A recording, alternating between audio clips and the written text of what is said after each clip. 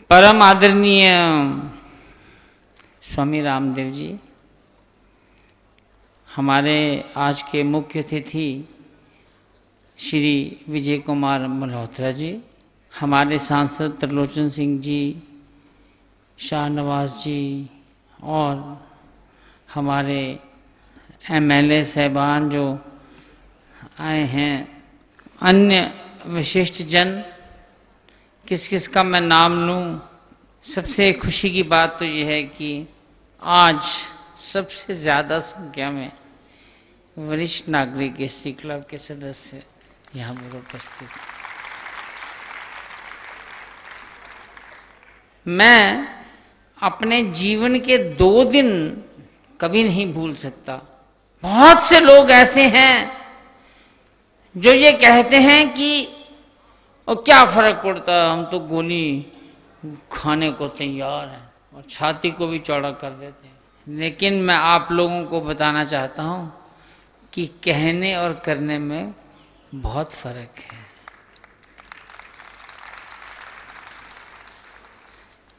जब गोली लगती है और उसका जब खून गिरता है ना, तो उस व्यक्ति जिसने कि देश की एकता और अखंडता और पत्रकारिता की स्वतंत्रता के लिए जीवन भर युद्ध किया हो,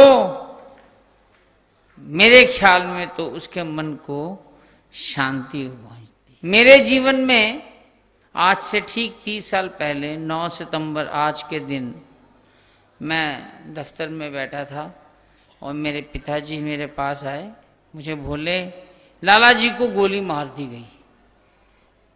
मैंने ये शब्द कभी सोचा भी नहीं था और ना कभी इसको इमेजिन किया था, कभी दिमाग में नहीं आया था। तो कहने लगे गोली मार दी उनको। तो हम पिता पुत्र गाड़ी में बैठ करके लुधियाना की तरफ चल पड़े। जब वहाँ पहुँचे तो हमने देखा लाला जी की गाड़ी सड़क के किनारे खड़ी थी और पिछली सीट पर लाला जी की लाश जो थी वो गिरी पड़ी थी और नीचे पूरा जगह, पूरी कार जो थी खून से सरोबार थी।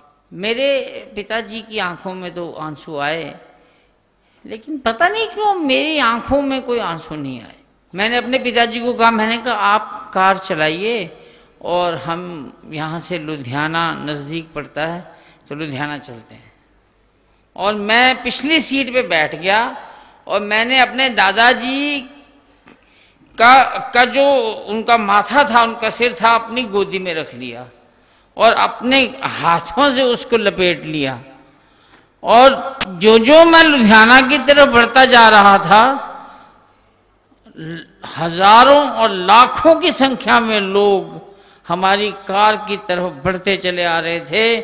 तो मेरी गर्दन गर्व से ऊंची होती चली जा रही थी कि आज मैं एक अपने दादा जिन्होंने देश की एकता और अखंडता के लिए अपना जीवन दिया, उनको अपनी गोदी में उनका सर रख के ले जा रहा हूं।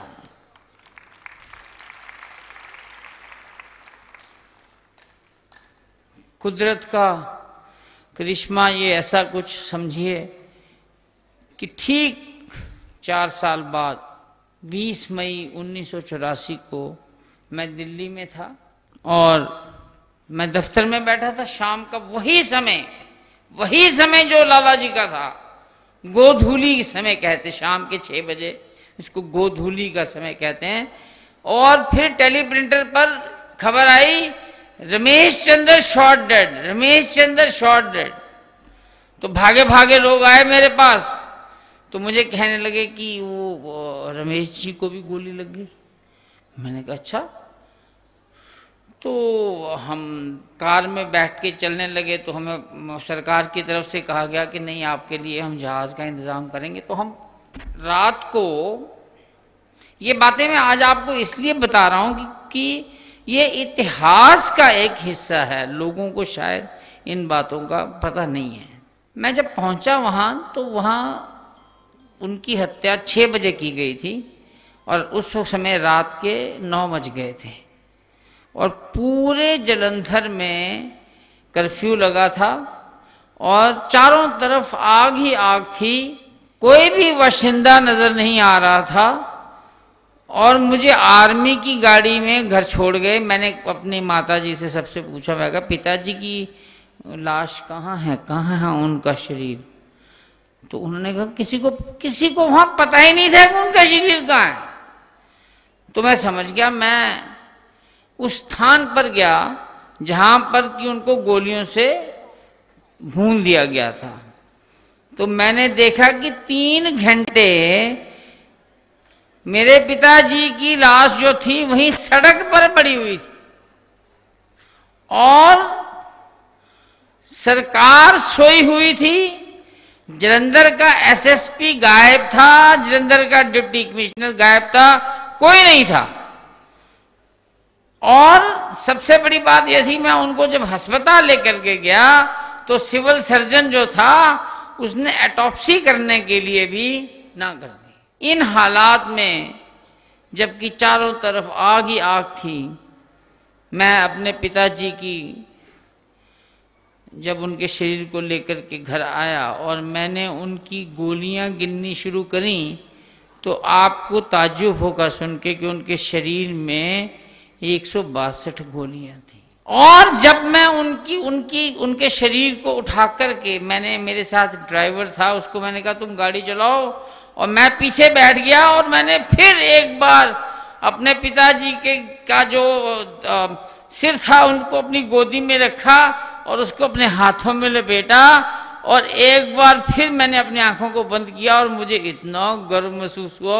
मैंने कहा अश्विनी कुमार, तू उस परिवार का सदस्य है जिस परिवार ने एक दादा था उसने देश के लिए जान दे दी और एक तेरा पिता है उसने तो जान दे दी।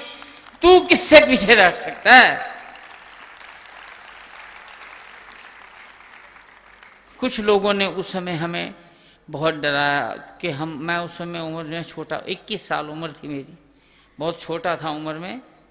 और दादा और पिताजी के जाने के बाद हमें डराने की कोशिश भी की गई। यह भी कहा गया कि आप अखबार को बंद करिए, पंजाब केसरी को।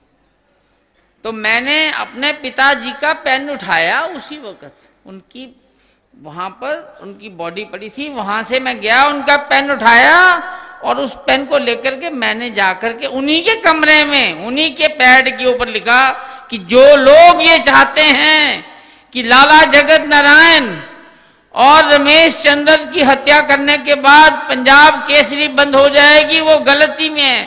क्योंकि मैं तीसरी जनरेशन ये कसम खाता हूं कि जब तक मेरी नसों में खून है पंजाब केसरी बंद नहीं होगा।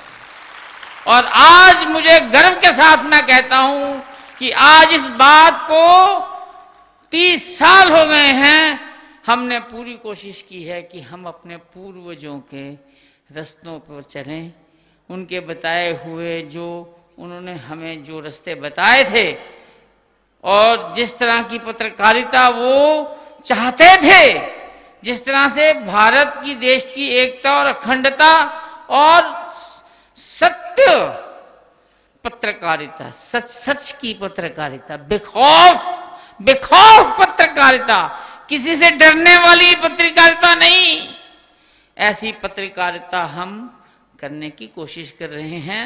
हम हैं उनके बच्चे।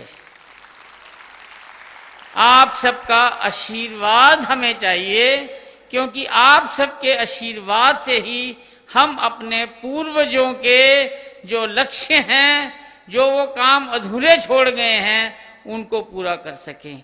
बहुत बहुत धन्यवाद।